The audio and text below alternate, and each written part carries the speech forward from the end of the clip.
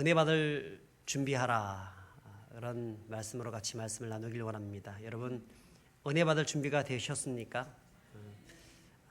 은혜 받을 준비가 되신 분들에게 진짜 하나님의 은혜가 임하실 줄 믿습니다. 근데 항상 우리는 은혜 받을 준비를 하는 사람들이 되어야 합니다. 오늘 이 시간을, 이 말씀을 통해서 우리가 어떻게 은혜 받을 준비를 해 나갈 것인지 우리를 좀 돌아보는 시간 되었으면 좋겠습니다. 예수님은 4절에서 제자들에게 예루살렘을 떠나지 말라고 합니다. 내가 하늘로부터 너에게 성령을 보내줄 터인데 그 성령이 오시기까지 예루살렘에 머물러 있으라고 말씀을 합니다. 그리고 그 성령이 너희에게 임하면 8절에 보면 너희가 권능을 받는다는 것입니다. 여러분, 성령이 임하면 하나님의 권능이 우리들 가운데 임하는 줄 믿습니다. 그 권능은 곧 하나님이 우리에게 주시는, 거저 주시는 선물인 은혜의 선물입니다. 그 성령이 우리에게 임하면, 그 권능을 받으면 예루살렘과 온 유대와 사마리아와 땅 끝까지 이르러 예수 그리스도를 증거하는 증인된 삶을 살아갈 수 있다라고 말씀을 하는 것입니다. 여러분, 이 성령의 권능으로 말미암아서 은혜의 선물을 받아 누리시는 저와 여러분들이 되시기를 축복합니다. 그래서 제자들은 이 마가의 다락방에서 120명의 성도들과 함께 같이 기도하기 시작합니다. 무려 한 10일 정도를 그 말씀에 의지하여서 기도합니다. 자, 그렇게 열심으로 전심으로 기도하고 있을 그때에 갑자기 베드로의 돌출적인 행동을 시작합니다. 베드로가 기도하다가 말고 중간에 벌떡 일어서서 설교를 하기 시작합니다. 이것은 돌발적인 행동입니다. 왜냐하면 예수님께서 너희가 성령을 기다리라고 했지, 그냥 열심히 기도하라고 했지 설교하라고 말을 한 적이 없습니다. 근데 갑자기 무슨 생각을 가졌는지 베드로가 벌떡 일어서서 설교를 하기 시작한 것입니다. 자, 여러분, 그러면 베드로는 왜 기도를 멈추고 갑자기 설교를, 말씀을 전하고 있는 것일까요?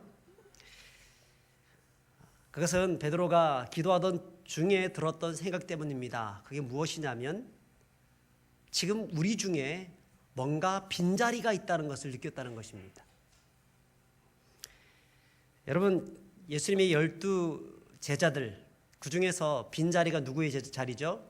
가룟 유다의 자리죠. 이 가룟 유다는 예수님의 제자가 되어서 3년 동안 열심히 예수님을 따라다녔던 사람이고 회개를 맡았던 사람이고 매우 똑똑한 그런 사람이었습니다만, 그는 나중에 예수님을 배반하여서 예수님을 팔아넘기고 나중에는 어떻게 됐습니까? 그 팔아넘긴 것 때문에 고통스러워서 나중에 스스로 목숨을 끊고 자결한 사람이 가룟 유다입니다. 자, 그런데 그 자리가 지금 빈자리가 된 것입니다. 베드로의 입장에서 봤을 때에는 그 빈자리가 너무나 커 보였습니다. 특별히 예수님께서는 마태복음 19장 28절에 뭐라 말씀하셨냐면 이렇게 기록합니다.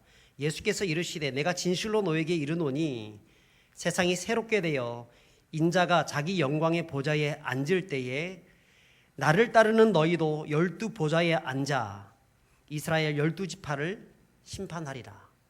여러분, 이스라엘에게 있어서 10이라고 하는 숫자는 굉장히 중요한 숫자입니다. 10이라는 숫자는 12지파를 의미하는 숫자이기도 하고, 또 예수님께서는 그런 의미를 담아서 12제자를 부르신 겁니다. 그런데 그 12제자, 10이라는 숫자에서 하나가 빠져버린 이 불완전한 숫자가 되고 만 것입니다. 더군다나 12제자가 나중에 12지파를 12보좌에 앉아서 좀 심판하는 일들을 있어야 하는데, 여러분, 그렇게 할 수가 없는 것입니다. 그래서 기도하다가 우리 중에 무언가 부족함이 있다는 것들을 깨닫게 된 것이죠. 예수님의 그 말씀, 마태복음 19장 28절의 말씀이 깨달아지면서 그는 모든 사람들이 기도하고 있었지만 반드시 이 문제를 짚고 넘어가야 되겠다는 마음 가지고 일어서서 설교를 하고 있는 것입니다. 여러분, 이 가룟 유다에 대해서 17절부터 19절에 이렇게 기록하고 있습니다. 이 사람은 본래 우리 수 가운데 참여하여 이 직무의 한 부분을 맡았던 자라. 이 사람이 불의의 삭스로 밭을 사고 후에 몸이 곤두박질하여 배가 터져 창자가 다 흘러나온지라. 이 일이 예루살렘에 사는 모든 사람에게 알리어져 그들의 말로는 그 밭을 아겔다마라 하니 이는 피바치라는 뜻이라. 예수님을 팔고 난 다음에 너무나 괴로워서 이제 자기가 판 그 돈을 가져다가 제사장들에게 같이 갖다 주면서 제발 다시 예수님을 돌려달라고 했더니 제사장들이 그것을 받지 않습니다. 한 번 판 것은 더 이상 돌이킬 수 없다라고 하길래, 여러분, 이 유다가 어떻게 하고 있습니까? 그것을 그냥 집어 던지면서 나가가지고 너무 괴로워서 스스로 목매달아 죽게 되었습니다.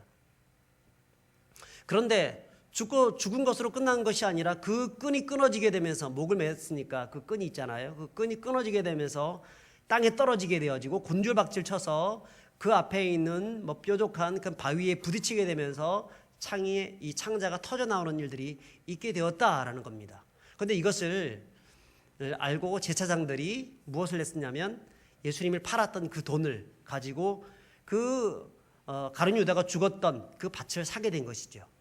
그리고 그를 거기서 장사 지내 준 겁니다.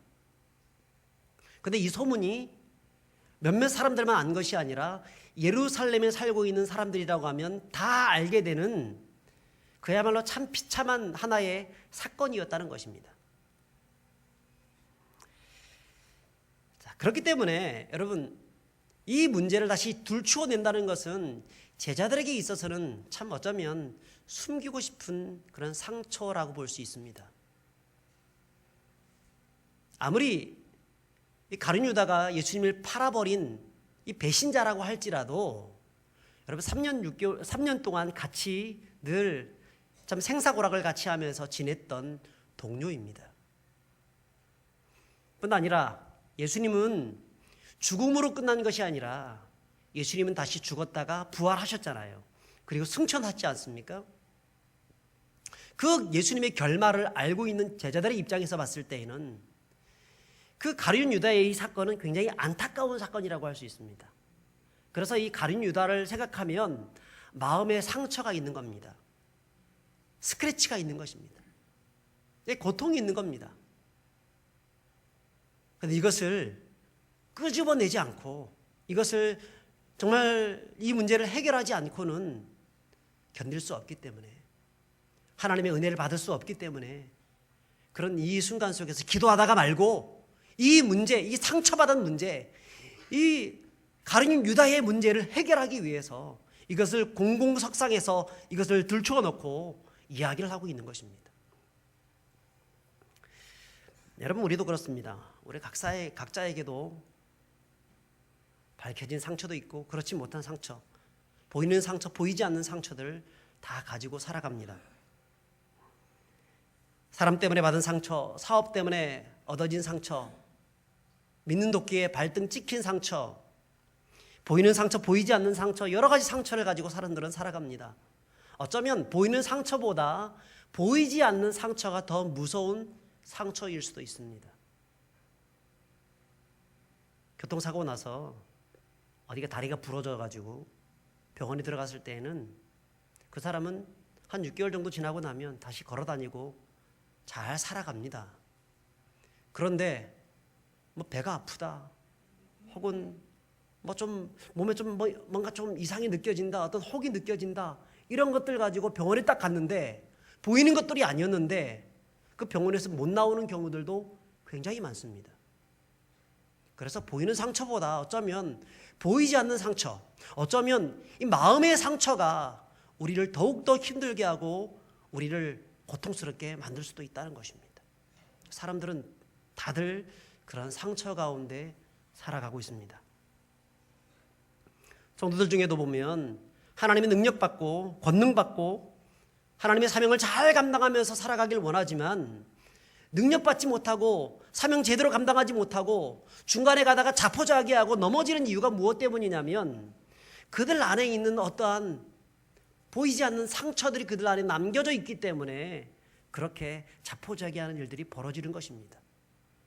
혹은 자기에게 상처가 발견되어지지 못하거나 상처를 알고 있다고 하더라도 적극적으로 그 상처를 해결하기 위해서 노력하지 않기 때문에 하나님의 은혜가 나타나지 않고 능력이 나타나지 않고 결국은 가다가 쓰러지고 자빠지는 일들이 벌어지는 것이지요.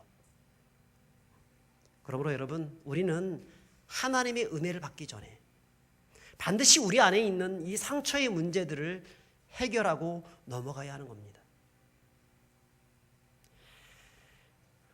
상담자들의 이야기를 들어보면 어떤 사람들이 내담자를 대할 때 가장 중요하게 생각하는 것이 무엇이냐면 그 사람의 이야기를 잘 듣고 난 다음에 이 사람이 무엇의 상처를 가지고 있는가를 발견하는 것입니다. 우리 의사 선생님들도 그렇지 않습니까?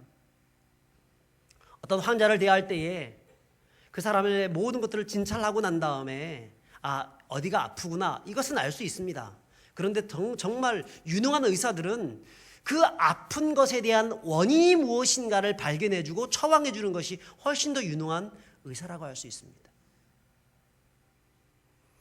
여러분, 우리는 다들 그러한 상처 가운데 살아가고 있는데 여러분, 이것을 끄집어내는 것이 중요합니다. 무엇 때문에 이런 상처가 있었는지를 끄집어내어서 하나님께 나가서 기도하기 시작하게 되면 하나님이 마치 베드로를 통해서 자기 안에 있는, 자기 공동체에 있는 그 상처를 발견하게 하셨던 것처럼 저와 여러분들의 삶 가운데 있는 그 문제를 발견하게 하셔서 원인을 제거케 해주셔서 그 문제를 해결할 수 있도록 도와주시고 마침내 은혜 받고 능력 있는 삶을 살아갈 수 있도록 인도해 주신다는 것입니다. 그런데 사람들은 어떻습니까?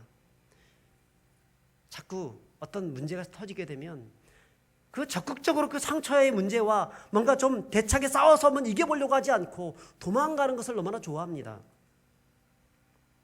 남편과의 문제, 시어머니와의 그런 갈등의 문제들, 아이들의 문제, 성도들 때문에 받은 상처들, 어떤 말 때문에 받은 그런 여러 가지 상처들, 그것 때문에 정말 이 문제를 정말 싸워서 한번 이겨보고 정면승부해서 한번 내가 한번 싸워보겠다, 기도하면서 극복해보겠다, 이런 마음을 갖기보다는 저 사람 만나지 않으면 된다고 생각하는 겁니다. 피해버리면 된다고 생각하는 겁니다. 그런데 여러분, 피한다고 해서 그 문제가 해결될까요? 오히려 도망가도 그 사람에 대한, 그 상처받은 그것에 대한 망령은 끊임없이 쫓아오는 것입니다. 지금 끝까지 따라가도 그 상처는 끊임없이 따라오는 겁니다. 도망간다고 해서 해결되는 게 아니에요. 그 자리에서, 그 공동체에서, 그 교회에서 그 문제를 해결해 가야 하는 겁니다.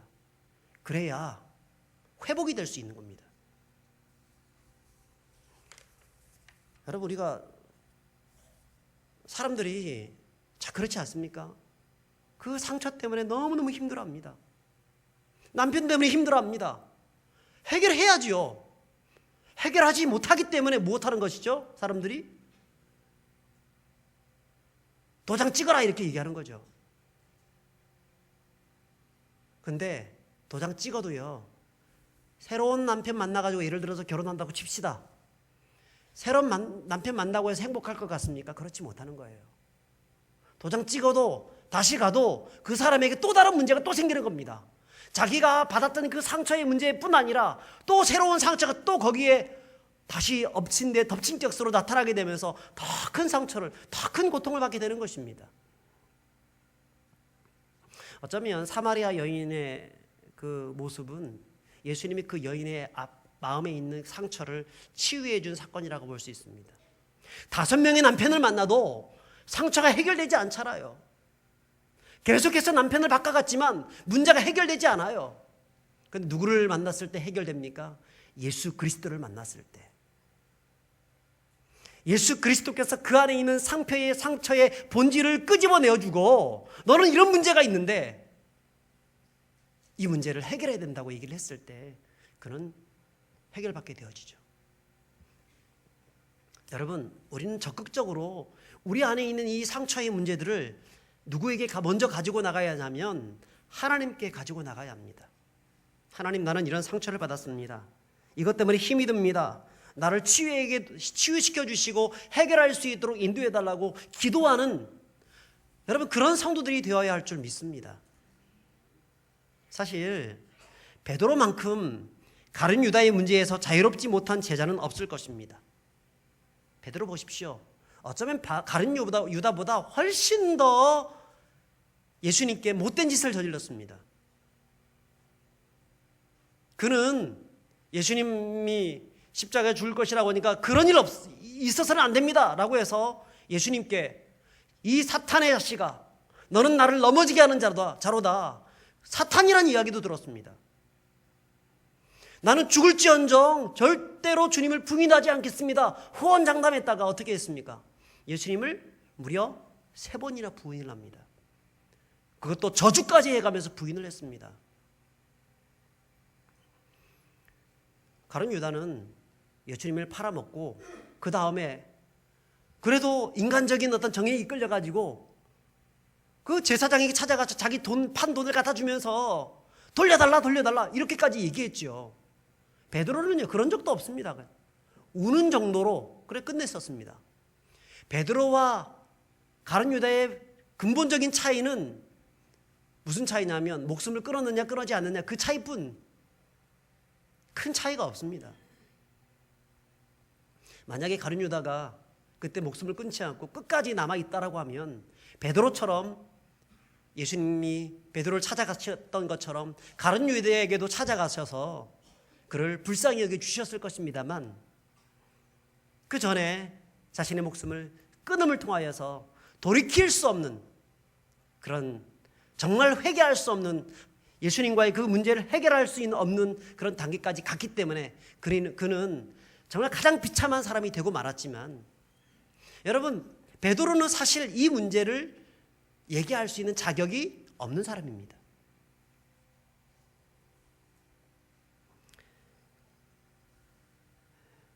가룟 유다의 문제를 끄집어내는 것은 자기 자신의 실패를 다시 보는 것이기 때문에 어쩌면 베드로에게 있어서는 꼭꼭 숨기고 싶었던 문제였을 것입니다.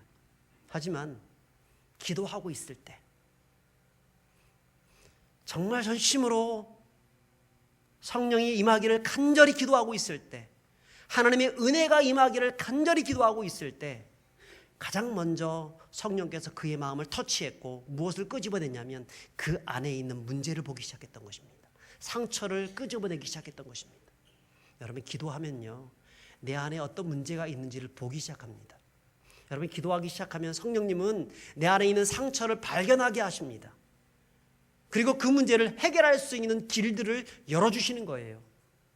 그러므로 기도의 자리로 나가시는 분들이 되시기를 축복합니다. 베드로는 이것을 정말 잘했습니다. 그렇게 기도했고 그것을 발견되자마자 공동체 앞에 서서 우리 앞에 나뿐 아니라 여기 있는 모든 우리 120명의 공동체 멤버들이 동일하게 이 가룟 유다로 인하여서 상처를 받고 있는데 이것을 우리가 해결하자 그렇게 제안을 하고 있는 것이죠. 그게 오늘 본문의 사건입니다. 근데 여러분 베드로가 더 잘한 것이 있습니다. 그가 기도했을 뿐만 아니라 이 문제를 어떻게 해결하려고 노력하고 있느냐 하면 그들 안에 있는 그 상처를 인간적인 어떤 말과 경험을 통해서 해결하려고 했던 것이 아니라 그는 하나님의 말씀 속에서 이 문제를 해결하려고 했다는 것입니다. 그래서 16절부터 보면 그는 어떻게 설교를 합니까? 형제들아 성령이 다윗의 입을 통하여 말씀했다라고 얘기합니다. 그리고 시편 69편 25절과 시편 109편 8절의 말씀을 인용하여서 그 가룟 유다의 그 사건을 재해석을 하고 있습니다. 우리 20절을 같이 읽어보겠습니다. 시작. 시편에 기록하였으되 그의 거처를 황폐하게 하시며 거기 거하는 자가 없게 하소서 하였고 또 일렀으되 그의 직분을 타인이 취하게 하소서 하였도다. 무슨 말입니까? 이미 성경의 이 문제에 대해서 다윗이 예언을 했다는 것입니다. 예언한 사실이기 때문에 더 이상 이것 때문에 상처받지 말자는 것입니다. 이것을 한번 극복해 보자는 것입니다. 사실 그 모든 공동체가 지금 이 가룟 유다 때문에 마음에 큰 상처와 아픔이 있는데 이미 이것은 오래전부터 예언되어진 그런 상황이기 때문에 더 이상 이것 때문에 힘들어하지 말다는 겁니다. 그리고 적극적으로 그 직분을 버린 그 직분을 다시 메꾸는 일들을 해나가자라고 얘기하고 있습니다. 여러분, 말씀에 집중했더니 말씀 안에서 해결점들을 발견하고 있는 것을 봅니다. 성도는 어떤 사람이 되어야 합니까? 인생의 모든 문제들 앞에, 그 문제, 상처들 앞에 그 상처를 하나님께 내어놓고 또 그런 말씀에 집중하고 묵상함을 통하여서 그 문제들을 해결받는 분들이 되어야 할 줄 믿습니다. 그런 말씀에 답이 있습니다. 우리 삶의 모든 문제가 이 말씀을 가까이 하고 말씀을 붙잡기 시작하면 답을 찾을 수가 있습니다. 그런데 우리는 해결받지 못해요. 왜냐하면 말씀을 읽지 않기 때문에.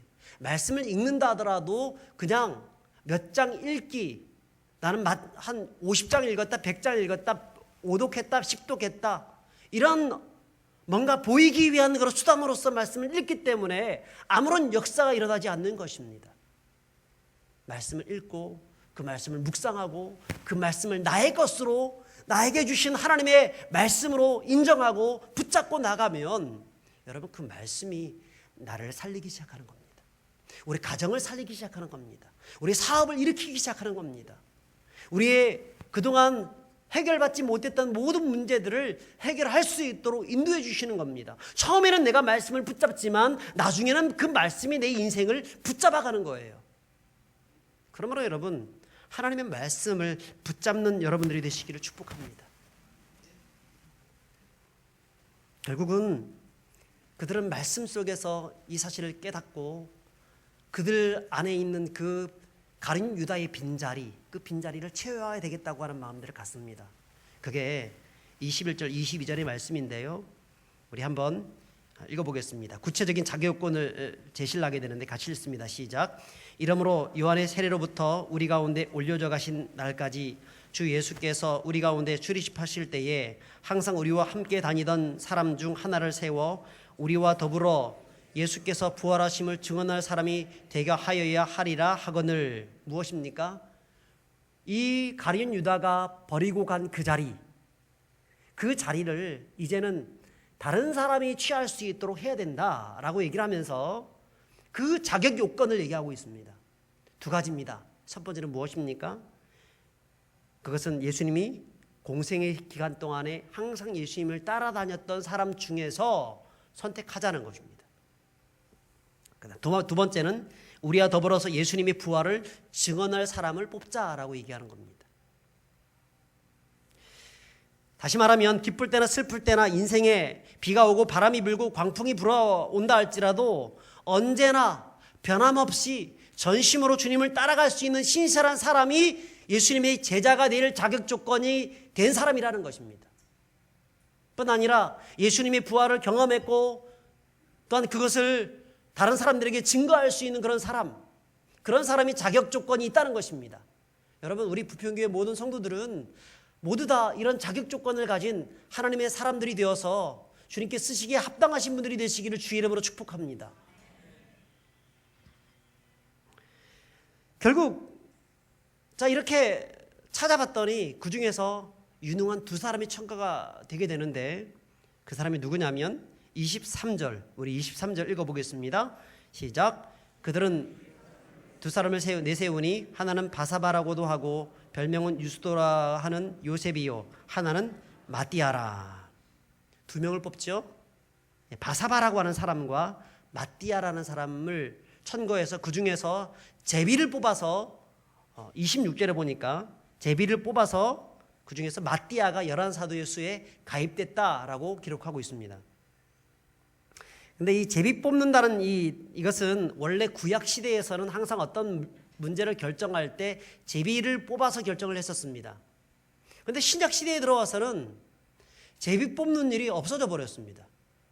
딱 오늘 이 본문에만 딱 한 번 등장합니다. 제비를 뽑아서 누구를 세웠다는 것만 등장합니다.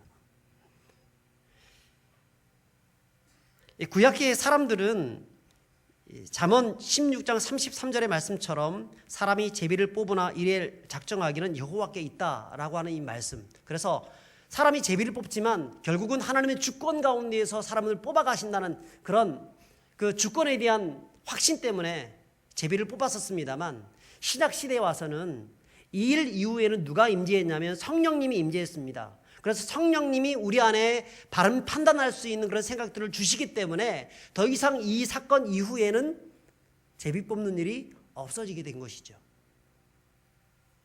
하지만 그 이전이기 때문에 오늘 제비 뽑는 일을 하고 있습니다. 그러면서 그들은 기도를 합니다. 24절 25절에 보면 한번 읽어보겠습니다. 시작. 그들이 기도하여 이르되 뭇사람의 마음을 아시는 주여, 이 두 사람 중에 누가 주님께 택하신 바 되어 봉사와 및 사도의 직무를 대신할 자인지를 보이시옵소서. 유다는 이 직무를 버리고 제 곳으로 갔나이다 하고 간절히 기도합니다. 하나님의 주권 가운데에서 정말 당신이 원하시는 그 사람, 두 사람 중에서 한 사람을 선택하여서 사도의 수에 가입할 수 있도록 도와달라고 기도합니다.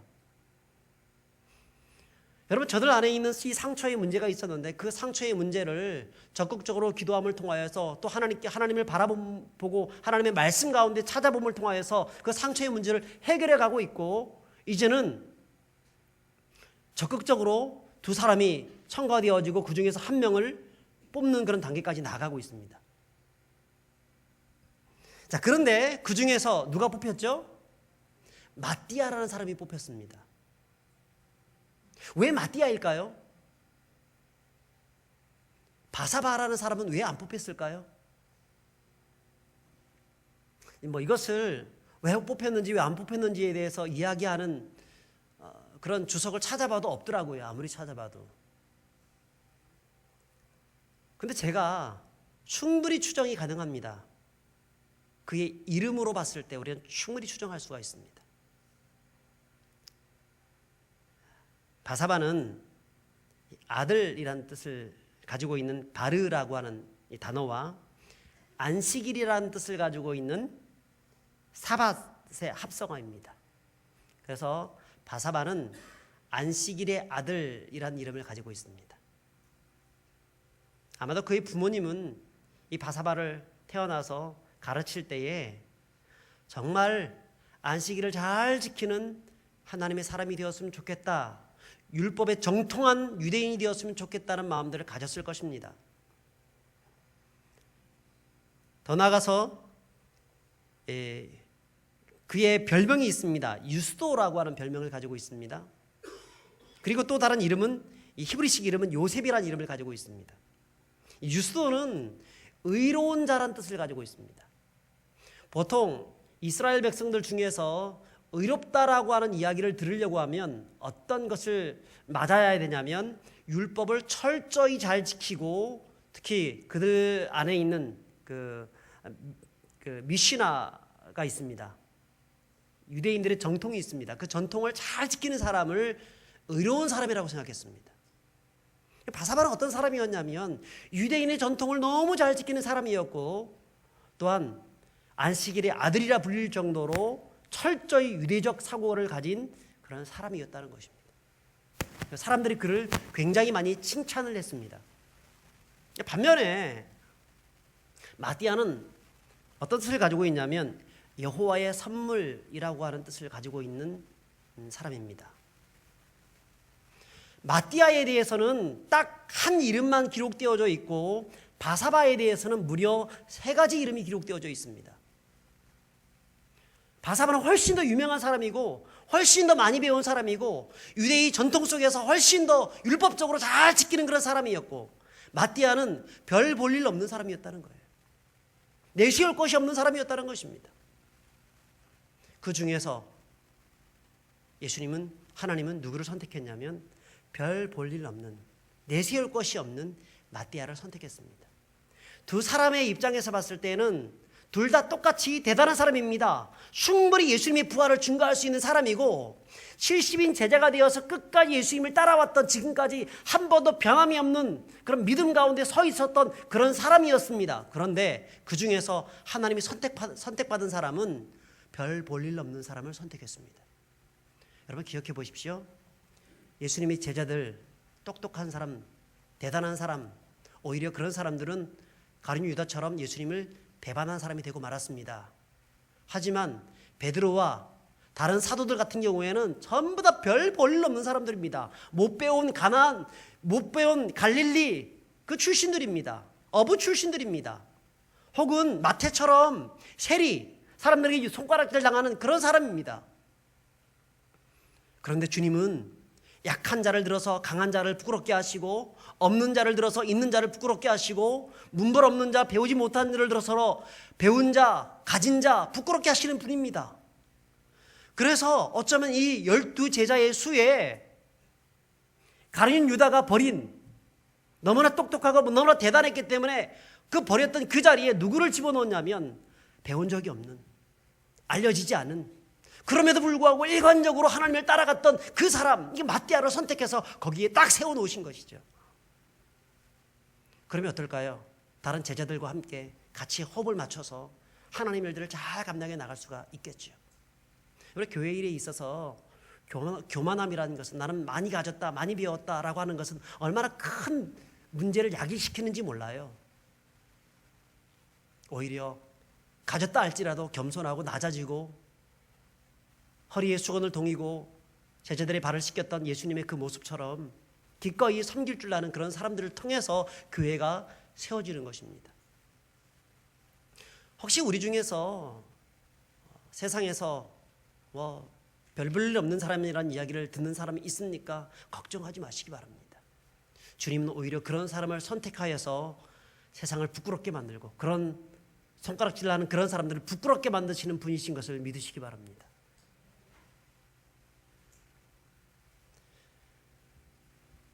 근데 이렇게 얘기하시는 분들이 있을 수도 있습니다. 목사님, 그러면 나는 많이 가졌는데요, 나는 똑똑한데요, 나는 기럭지가 굉장히 길고 얼굴도 잘생기고 나는 멋있게 생기고 나는 MBA를 공부했고 나는 뭐 이렇고 저렇고, 그럼 나는 하나님 나라를 쓰시지 않겠네요. 그건 아닙니다. 그런 분도 주님께서 그런 분에 합하게 사용하십니다. 참 놀라운 것은 예수님의 제자가 12명이었지만 한 명 더 있었다는 사실입니다. 누구죠? 사도 바울이죠. 바울은 똑똑한 사람입니다. 바울은 모든 것을 갖춘 사람입니다. 대단한 사람입니다. 가말리엘의 문화에서 배웠습니다. 히브리인 중에 히브리인이었습니다. 로마 시민권을 가진 사람입니다.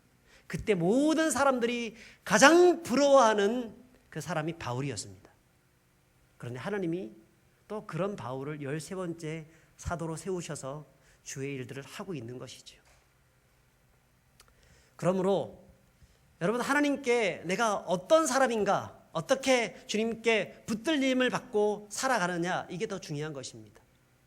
사랑하는 여러분, 하나님이 나에게 어떤 일을 위해서 쓰시겠다고 하실 때 내 환경과 조건과 이런 거 상관없이 오직 주님만을 바라보면서 나가시는 그런 저와 여러분들이 되시기를 축복합니다.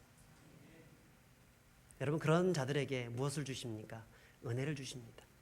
주님께서는 이 120명의 성도들에게 성령을 부어주시기 전에 어떻게 하셨습니까? 먼저 그들의 상처가 무엇인지를 발견하게 하십니다. 무엇이 부족한지를 발견하게 하십니다. 그리고 하나씩 두 개씩 해결해 가십니다. 여러분, 우리 안에 상처가 있다고 하면 그 문제를 주님께 내어놓으십시오. 주님이 해결해 주실 것을 믿습니다. 우리 안에 문제가 있으면 그 문제 적극적으로 한번 싸워보시길 바랍니다. 도망치지 마십시오. 주님이 해결해 주시도록 주님께 맡기면서 말씀을 묵상하고 그 말씀을 붙잡으면서 적극적으로 그 문제 앞으로 나아가시길 바랍니다. 주님께서 가장 좋은 길을 열어주실 것입니다. 그리고 주님이 세우시는 사람들은 어떤 사람입니까? 똑똑하고 대단하고 잘난 척하고 세상의 권세와 이 모든 것들을 다 갖춘 사람을 먼저 세우시는 것이 아니라 오히려 가진 것이 없고 부족하고 연약하지만 전심으로 하나님을 바라보기를 원하는 그런 사람들을 더 세우신다는 사실을 기억하시면서 우리 자신을 그렇게 준비해 나가시는 분들이 되시기를 축복합니다. 그래서 하나님이 쓰시겠다 하실 때 내가 여기 있습니다, 나를 보내십시오라고 고백하면서 주님 앞에 온전히 쓰임받는 믿음의 백성들 다 되시기를 주의 이름으로 축복합니다. 우리 함께 찬양하겠습니다.